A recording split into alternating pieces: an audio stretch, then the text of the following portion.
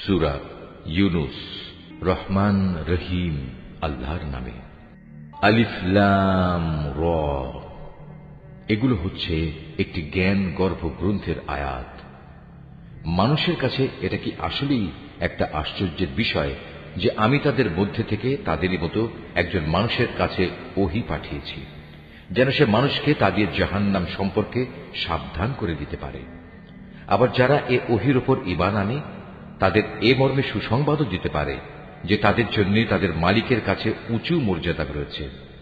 কাফেররা এমনি আশ্চর্যান্বিত হয়ে পড়ল যে তারা বলল, অবশ্যই এ ব্যক্তি একজন সুদক্ষ জাদুকর। হে মানুষ, তোমাদের মালিক হচ্ছেন আল্লাহ তাআলা, যিনি আকাশমণ্ডলী ও পৃথিবীকে 6 দিনে পয়দা করেছেন। অতঃপর তিনি আরশে সমাসীন হন। তিনি এর যাবতীয় কাজ স্বহস্তে নিয়ন্ত্রণ করেন। কেউই তাঁর অনুমতি ছাড়া কারো জন্য সুপারিশকারী হতে পারে না। এই হচ্ছেন তোমাদের মালিক আল্লাহ তাআলা, অতএব তোমরা তাঁরই ইবাদত করো। তোমরা কি আসল কথা অনুধাবন করবে না? মৃত্যুর পর তোমাদের সবার ফিরে যাবার জায়গা হবে একমাত্র তাঁর কাছে। সেখানে গিয়ে তোমরা আল্লাহ তাআলা সকল প্রতিশ্রুতি সত্য পাবে। তিনি এ সৃষ্টির অস্তিত্ব দান করেন। মৃত্যুর পর তিনি আবার তাকে তার জীবন ফিরিয়ে দেবেন, যাতে করে যারা তার উপর ঈমান আনে, ভালো কাজ করে, যথার্থ ইনসাফের সাথে তিনি তাদের কাজের বিনিময় দান করতে পারেন এবং একথাটাও পরিষ্কার করে দিতে পারেন। যারা আল্লাহ তাআলাকে অস্বীকার করে তাদের জন্য উত্তপ্ত পানীয় ও কঠিন শাস্তি রয়েছে, কেননা তারা পরকালের এ শাস্তি অস্বীকার করত। সে মহান আল্লাহ তাআলা সূর্যকে প্রখর তেজোদ্দীপ্ত করে বানিয়েছেন এবং চাঁদকে বানিয়েছেন জ্যোতির্ময়। অতঃপর আকাশে তার জন্য কিছু মঞ্জিল তিনি নির্দিষ্ট করে দিয়েছেন, যাতে করে এর নিয়ম দ্বারা তোমরা বছরের গণনা এবং দিন তারিখের হিসাবটা জানতে পারো। আসলে আল্লাহ তাআলা যে এসব কিছু পয়দা করে রেখেছেন তার কোনোটাই তিনি নিরর্থক করেননি। যারা সৃষ্টি রহস্য সম্পর্কে জানতে চায় তাদের জন্য আল্লাহ তাআলা তার নিদর্শন খুলে খুলে বর্ণনা করেন। অবশ্যই দিন ও রাতের পরিবর্তনে এবং আল্লাহ তাআলা যা কিছু এ আসমান সমূহ ও জমিনের মাঝে পয়দা করেছেন তার প্রতিটি জিনিসের মাঝে পরেজগার লোকদের জন্য আল্লাহ তাআলাকে চেনার নিদর্শন রয়েছে।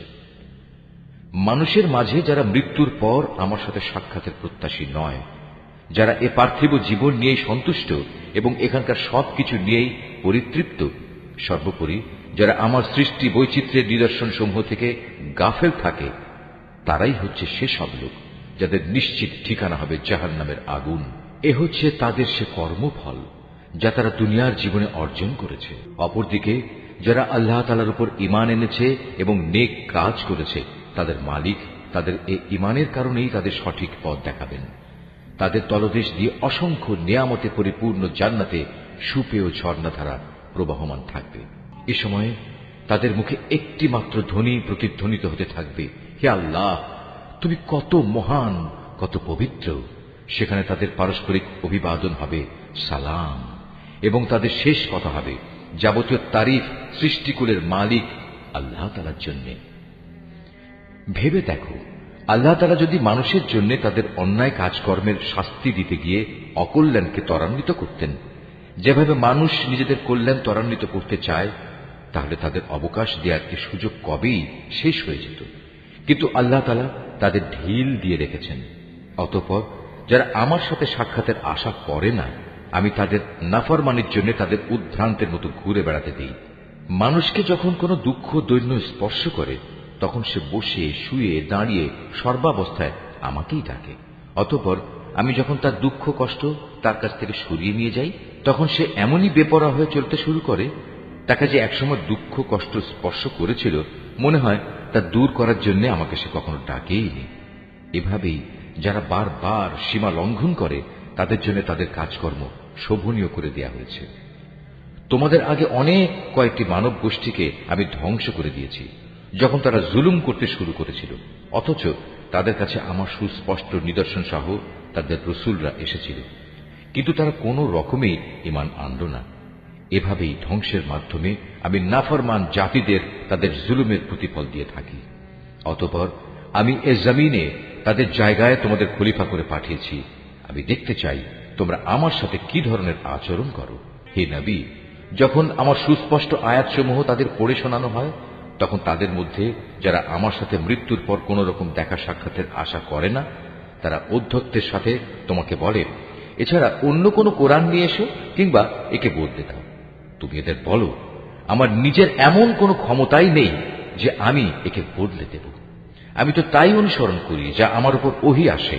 আমি যদি আমার মালিকের কোন রকম নাফরমানি করি, তাহলে আমি একটি মহা দিবসের কঠিন শাস্তির ভয় করি। তাদের তুমি এও বলো, আল্লাহ তাআলা না চাইলে আমি তোমাদের কাছে এ কোরআন তো পাঠই করতাম না। আমি তো এ গ্রন্থ সম্পর্কে তোমাদের কোনো কিছু জানাতামই না। কিন্তু আমি তো এর আগেও তোমাদের মাঝে অনেকগুলো বয়স কাটিয়ে এসেছি, তোমরা কি বুঝতে পারছো না?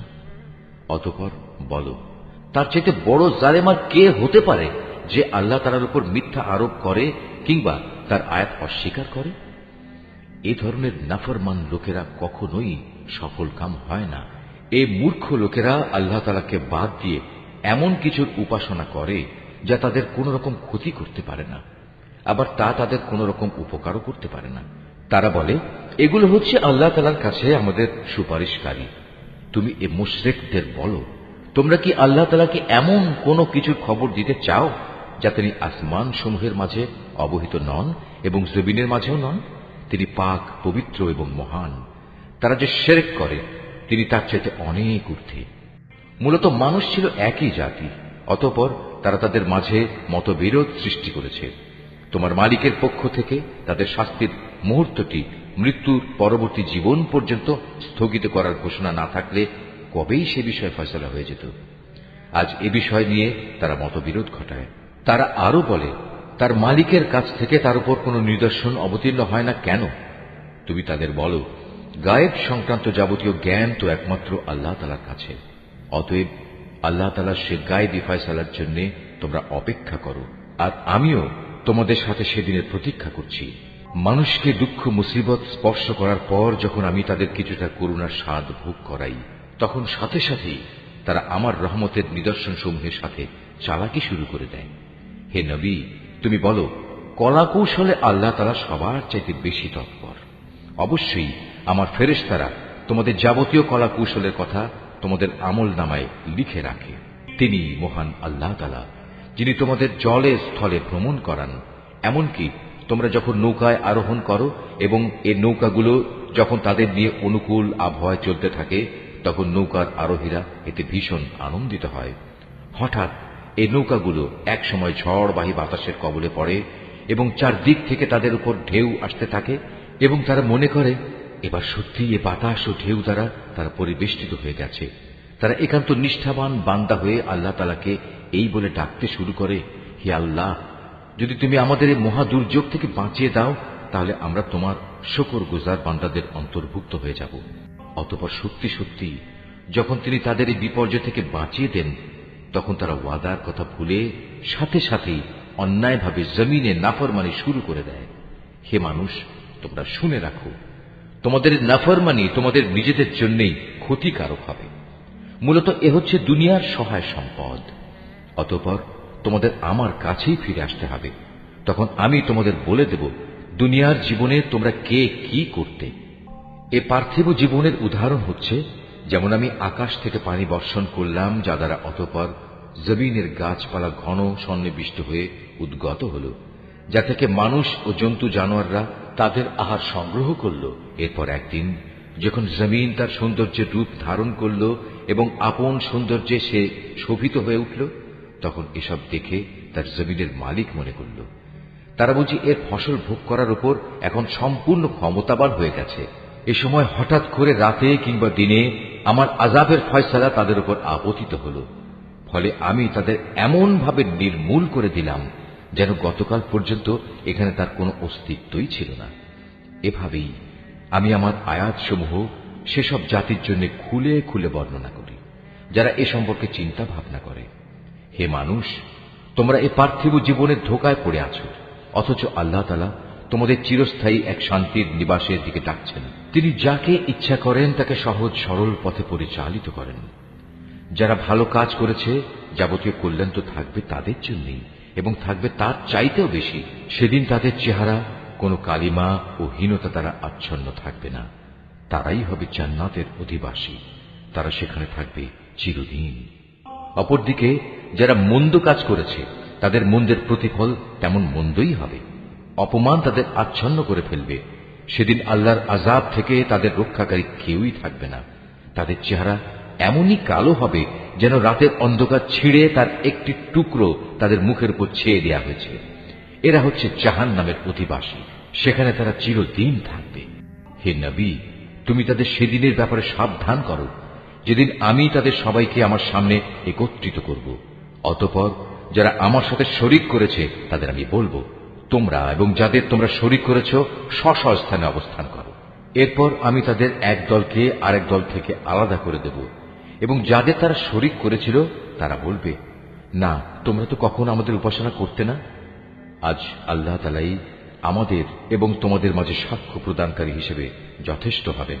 আমরা তোমাদের উপাসনার ব্যাপারে আসলেই গাফেল ছিলাম।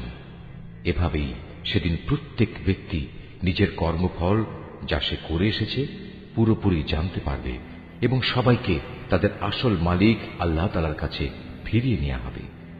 দুনিয়ায় তারা যেসব মিথ্যা ও অলীক কথাবার্তা আল্লাহ তাআলা সম্পর্কে উদ্ভাবন করত, নিমেষেই তা তাদের কাছ থেকে হারিয়ে যাবে।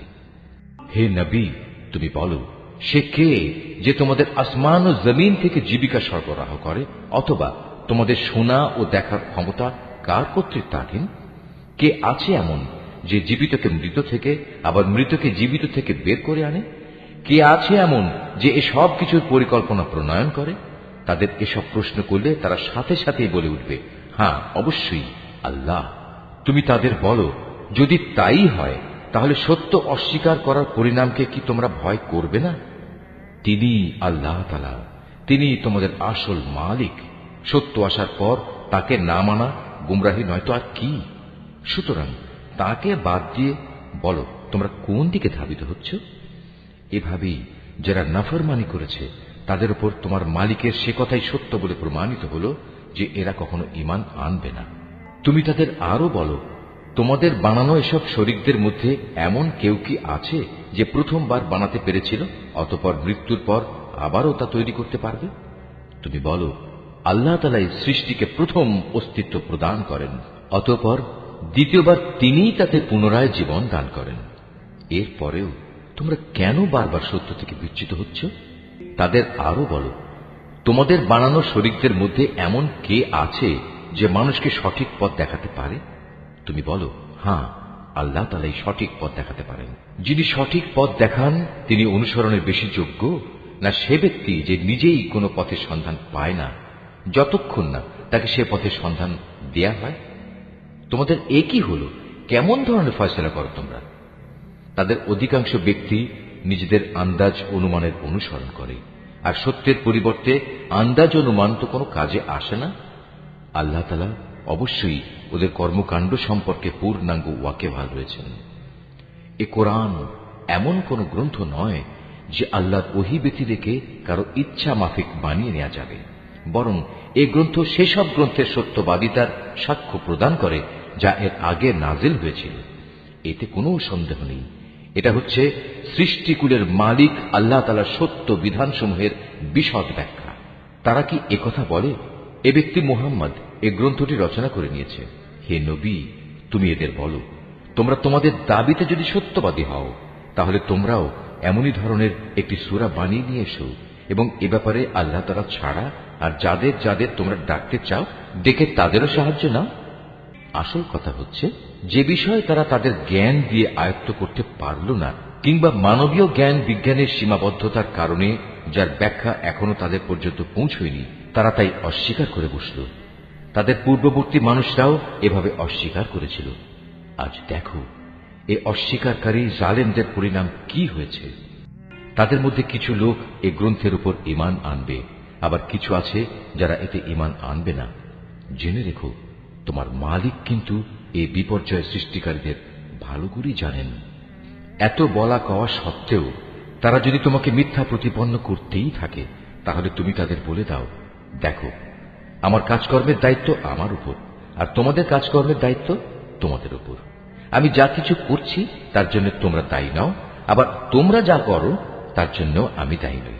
হে নবী, এদের মধ্যে কিছু লোক এমন আছে যারা তোমার দিকে কান পেতে রাখে।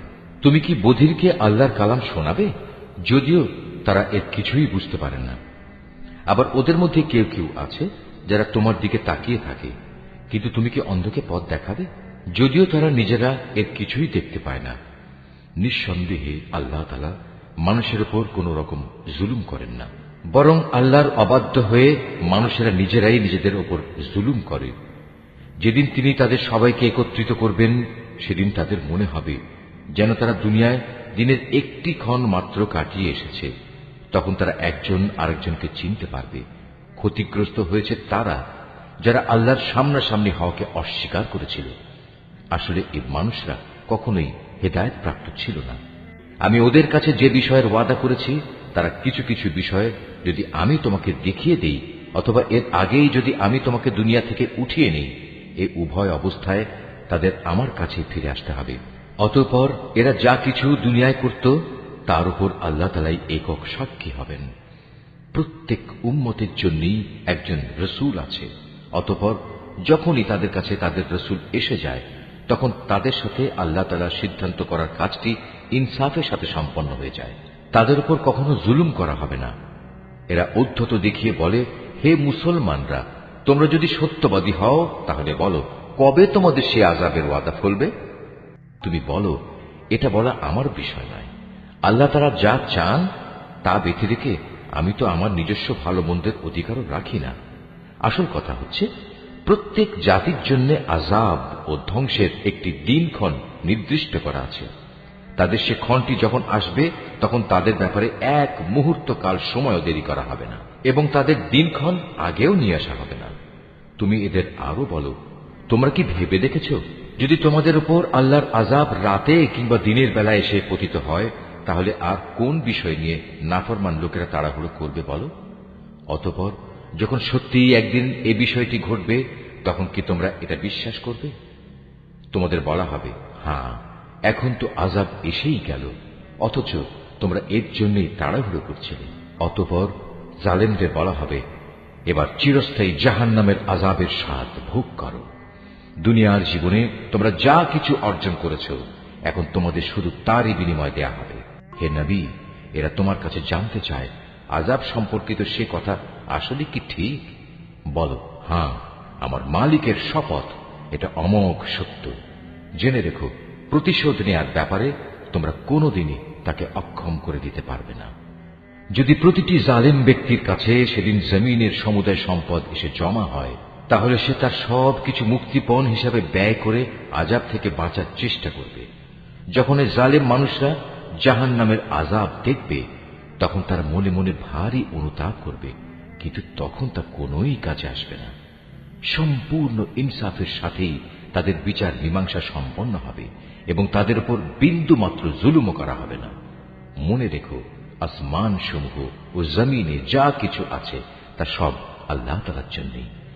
আল্লাহ তাআলা সব কয়টি ওয়াদাই সত্য, কিন্তু অধিকাংশ লোকই তা জানে না। তিনি জীবন দান করেন, তিনি মৃত্যু ঘটান, এবং মৃত্যুর পর তোমাদের সবাইকে তাঁর কাছেই ফিরে যেতে হবে। হে মানুষ, তোমাদের কাছে তোমাদের মালিকের পক্ষ থেকে নসিহত বিশিষ্ট কিতাব এসেছে।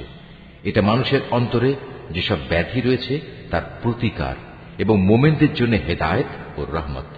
হে নবী, তুমি বলো, মানুষের উচিত আল্লাহর এ অনুগ্রহ ও তার রহমতের কারণে আনন্দ প্রকাশ করা, কারণ তারা যা কিছু জ্ঞান ও সম্পদ জমা করেছে, এটা তার চেয়ে অনেক ভালো।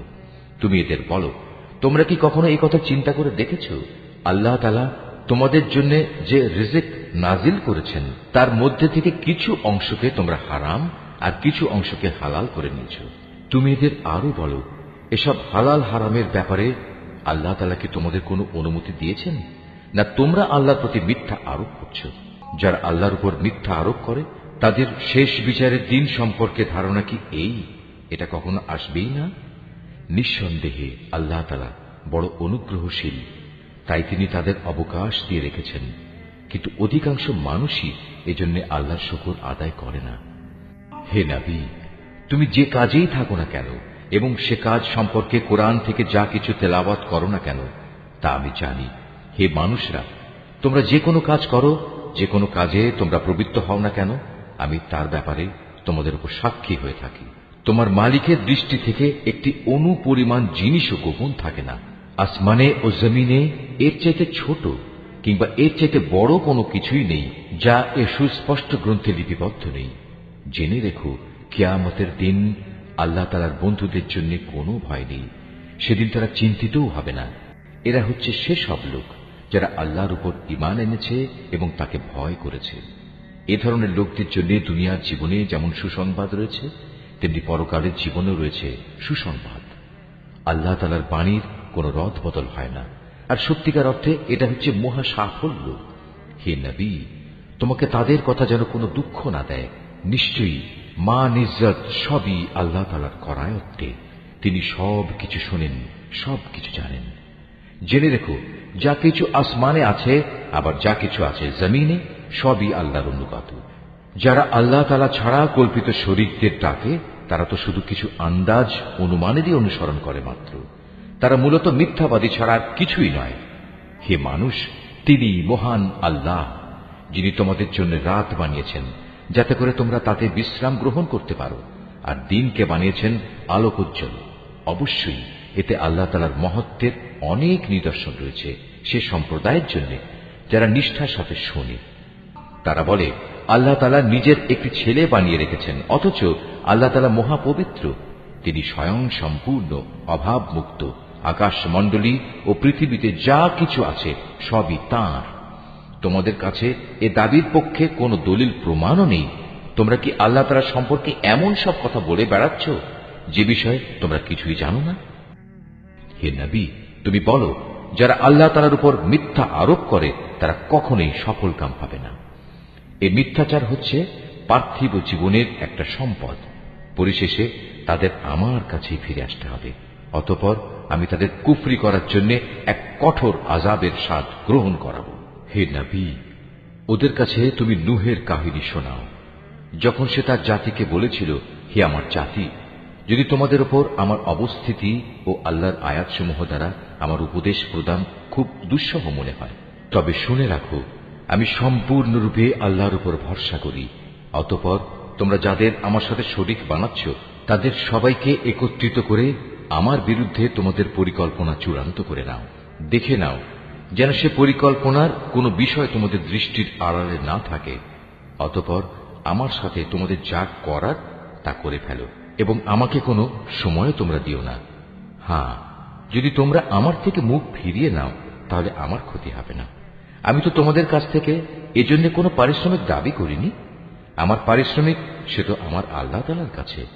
তার পক্ষ থেকেই আমাকে আদেশ দেওয়া হয়েছে আমি যেন তার অনুগত বান্দাদের অন্তর্ভুক্ত হয়ে যাই। অতঃপর এত বলা কওয়া সত্ত্বেও লোকেরা তাকে মিথ্যা প্রতিপন্ন করল। তখন আমি তাকে এবং তার সাথে যারা নৌকায় আরোহী ছিল তাদের তুফান থেকে উদ্ধার করেছি, এবং যাদের বাঁচিয়ে রেখেছিলাম আমি তাদের পূর্ববর্তী লোকদের প্রতিনিধি করে বসিয়ে দিয়েছি। পরিশেষে যারা আমার নিদর্শনসমূহ অস্বীকার করেছে তাদের আমি মহা প্লাবনে ডুবিয়ে দিয়েছি। অতঃপর হে নবী, তুমি চেয়ে দেখো তাদের কি ভয়াবহ পরিণাম হয়েছে, যাদের বারবার আল্লাহর আযাবের ভয় দেখানো হয়েছে। আমি তারপর অনেক কয়েকজন রাসূলকে তাদের নিজ নিজ জাতির কাছে পাঠিয়েছি। তারা সবাই সুস্পষ্ট প্রমাণসমূহ নিয়ে নিজ জাতির কাছে এসেছে, কিন্তু এমনটি হয়নি যে আগের লোকেরা ইতিপূর্বে যা অস্বীকার করেছিল তার উপর এরা ঈমান আনবে। এভাবে যারা নাফরমানিতে সীমা লঙ্ঘন করে তাদের দিলে আমি মোহর মেরে দিই। তাদের পর আমি আমার সুস্পষ্ট নিদর্শন নিয়ে মূসা ও হারুনকে ফেরাউন এবং তার পরিষদ বর্গের কাছে পাঠিয়েছি, কিন্তু তারা সবাই অহংকার করল। আসলে তারা ছিল বড়ই নাফরমান জাতি। আমার পক্ষ থেকে সত্য যখন তাদের কাছে এলো তখন ওরা বলল, নিশ্চয়ই এ হচ্ছে সুস্পষ্ট জাদু। মূসা বলল, তোমরা কি সত্য সম্পর্কে এসব বাজে কথা বলছো যখন তা তোমাদের কাছে প্রমাণ সহ এসে গেছে? তোমরা কি মনে করো এটা আসলে জাদু? অথচ জাদুকররা কখনোই সফলকাম হয় না। তারা বলল, তোমরা কি এ উদ্দেশ্যে আমাদের কাছে এসেছো যে যা কিছুর উপর আমরা আমাদের বাপ দাদাদের পেয়েছি তা থেকে তোমরা আমাদের বিচ্যুত করে দেবে এবং আমাদের এ ভূখণ্ডে তোমাদের দু ভাইয়ের প্রতিপত্তি প্রতিষ্ঠিত হয়ে যাবে? না, তা কিছুতেই হবে না। আমরা তোমাদের দুজনের উপর কখনো ঈমান আনব না। এবার ফেরাউন নিজের দলবলকে বলল, তোমরা আমার কাছে রাজ্যের সব সুদক্ষ জাদুকরদের নিয়ে এসো।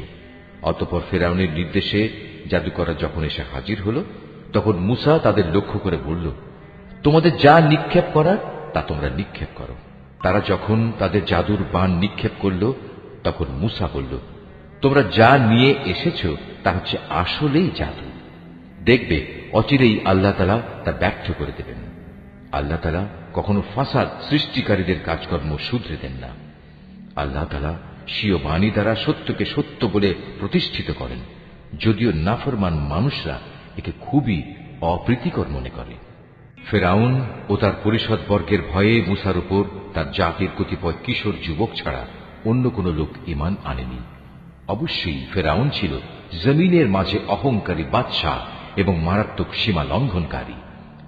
মুসা তার উপর যারা ঈমান এনেছে তাদের বলল, হে আমার জাতি, তোমরা যদি সত্যি মুসলমান হয়ে থাকো তাহলে অধৈর্য না হয়ে যিনি তোমাদের মালিক তোমরা তাঁর উপর ভরসা করো, যদি তোমরা আল্লাহতে আত্মসমর্পণকারী হও। মুসার কথায় অতঃপর তারা বলল, হ্যাঁ, আমরা আল্লাহর উপরই ভরসা করি এবং আমরা বলি, হে আমাদের মালিক, তুমি আমাদের জালেম সম্প্রদায়ের অত্যাচারের শিকারে পরিণত করো না এবং তোমার একান্ত রহমত দ্বারা তুমি আমাদের ফেরাউন ও তার কাফের সম্প্রদায়ের হাত থেকে মুক্তি দাও। আমি এরপর মুসা ও তার ভাই হারুনের কাছে ওহী পাঠালাম, তোমরা তোমাদের জাতির লোকদের জন্য মিশরেই ঘর বাড়ি বানাও এবং তোমাদের ঘরগুলোকে কেবলামুখী করে বানাও এবং তাতে তোমরা নামাজ প্রতিষ্ঠা করো। সর্বোপরি ঈমানদারদের মুক্তির সময় ঘনিয়ে এসেছে মর্মে সুসংবাদ দাও। মুসা আল্লাহ তাআলাকে বলল, হে আমাদের মালিক, নিঃসন্দেহে তুমি ফেরাউন ও তার মন্ত্রী পরিষদকে দুনিয়ার জীবনে সৌন্দর্যমণ্ডিত উপকরণ এবং ধন সম্পদ দান করে রেখেছ। এটা কি এজন্যে, হে আমাদের মালিক, তারা এ দিয়ে জনপদের মানুষকে তোমার পথ থেকে গোমরা করে দেবে? হে আমাদের মালিক, তাদের সমুদায় ধন সম্পদ বিনষ্ট করে দাও, তাদের অন্তরসমূহকে আরো শক্ত করে দাও। মূলত তারা একটা কঠিন আযাব নাজিল হতে না দেখলে কখনোই ঈমান আনবে না। আল্লাহ তাআলা বললেন, হ্যাঁ, তোমাদের উভয়ের দোয়াই কবুল করা হয়েছে। অতএব তোমরা দ্বীনের উপর সুদৃঢ় হয়ে দাঁড়িয়ে থাকো। তোমরা দুজন কখনো সেসব লোকের কথার অনুসরণ করো না যারা কিছুই জানে না। অতঃপর ঘটনা এমন হল, আমি বনী ইসরায়েলদের সাগর পার করিয়ে দিলাম।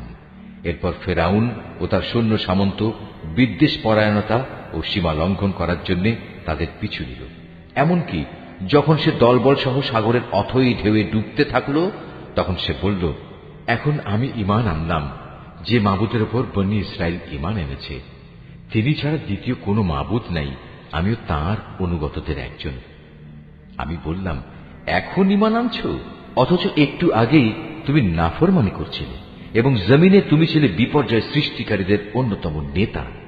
আজ তো আমি তোমাকে অর্থাৎ তোমার লাশকেই বাঁচিয়ে রাখব, যাতে করে তুমি তোমার লাশ পরবর্তী প্রজন্মের জন্য একটা বড় আকারের নিদর্শন হয়ে থাকতে পারো। অবশ্য অধিকাংশ মানুষই আমার এসব নিদর্শন থেকে সম্পূর্ণ অজ্ঞ ও বেখবর। ফেরাউনকে ডুবিয়ে মারার পর আমি বনী ইসরায়েলের লোকদের বরকতপূর্ণ ও উৎকৃষ্ট আবাস ভূমিতে বসবাস করালাম এবং তাদের জন্য উত্তম জীবনোপকরণের ব্যবস্থা করলাম।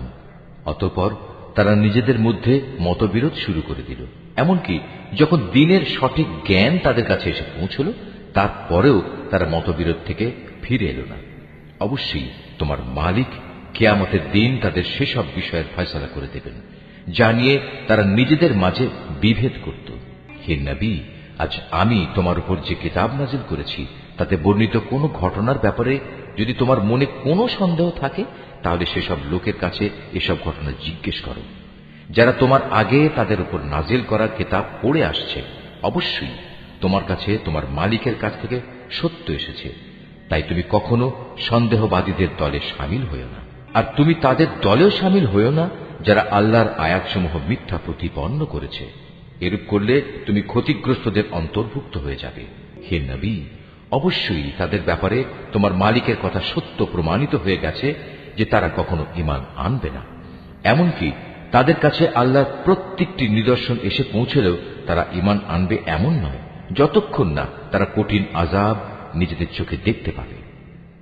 ইউনুস নবীর সম্প্রদায় ব্যতীত অন্য কোন জনপদ এমন ছিল না যারা এভাবে আযাব দেখে ঈমান এনেছে এবং তাদের এ ঈমান তাদের কোনো উপকার করতে পেরেছে।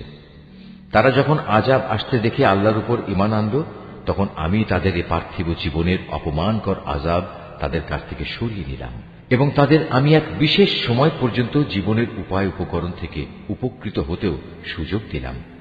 হে নবী, তোমার মালিক চাইলে এই জমিনে যত মানুষ আছে তারা সবাই ঈমান আনত, কিন্তু তিনি তা চাননি। তাছাড়া তুমি কি জোর জবরদস্তি করে চাইবে যে তারা সবাই মোমেন হয়ে যাক? কোন মানুষেরই এ সাধ্য নেই যে আল্লাহর অনুমতি বেঁধে রেখে সে ঈমান আনবে। যারা ঈমানের রহস্য বুঝতে পারে না, আল্লাহ তাআলা এভাবেই তাদের জীবনের উপর কুফর ও শিরকের কলুষ লাগিয়ে দেন। হে নবী, তুমি বলো, তোমরা দেখো আসমান সমূহ ও জমিনে কি কি জিনিস রয়েছে, কিন্তু যারা ঈমানই আনবে না তাদের জন্য আল্লাহর এসব নিদর্শন ও পরকালের সাবধান বাণী কোনই উপকারে আসে না। তারাও কি সে ধরনের কোন দিনের অপেক্ষা করছে যে ধরনের অপমানকর দিন তাদের আগের লোকদের উপর এসেছিল? যদি তাই হয় তাহলে তুমি বলো, তোমরা সেদিনের অপেক্ষা করো, আমিও তোমাদের সাথে অপেক্ষা করতে থাকব। অতঃপর যখন আযাবের সময় আসে তখন আমি আমার রসুলদের সেই আযাব থেকে বাঁচিয়ে দেই এবং তাদেরও বাঁচিয়ে দেই যারা ঈমান আনে। এভাবেই আমি আমার উপর এটা কর্তব্য করে নিয়েছি যে আমি মোমেনদের আযাব থেকে উদ্ধার করি। হে নবী, তুমি লোকদের বলো, হে মানুষরা, তোমরা যদি আমার আনিত দ্বীন সম্পর্কে কোনো সন্দেহ করো তাহলে শুনে রাখো, আল্লাহ তাআলা ছাড়া অন্য যাদের তোমরা ইবাদত করো আমি তাদের ইবাদত করি না। আমি তো বরং তার মহান সত্তার ইবাদত করি যিনি তোমাদের মৃত্যু ঘটান। আমাকে আরো আদেশ দেয়া হয়েছে আমি যেন মোমেনদের অন্তর্ভুক্ত থাকি। আমাকে আরো বলা হয়েছে, তুমি আল্লাহর দ্বীনের জন্য একনিষ্ঠভাবে নিজের চেহারা প্রতিষ্ঠিত করো এবং কখনো তুমি মুশরিকদের দলে শামিল হও না। আমাকে আদেশ দেয়া হয়েছে, তুমি কখনো আল্লাহ তাআলাকে বাদ দিয়ে এমন কাউকে ডেকো না যে তোমার কোনো কল্যাণ যেমন করতে পারে না তেমনি তোমার কোনো অকল্যাণও সে করতে পারে না।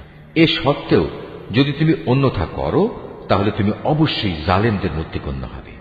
যদি আল্লাহ তাআলা তোমাদের কোনো দুঃখ কষ্ট দেন তাহলে তিনি ছাড়া অন্য কেউই নেই তা দূরীভূত করার। আবার তিনি যদি মেহেরবানি করে তোমার কোনো কল্যাণ চান তাহলে তার সে অনুগ্রহ রদ করারও কেউ নেই।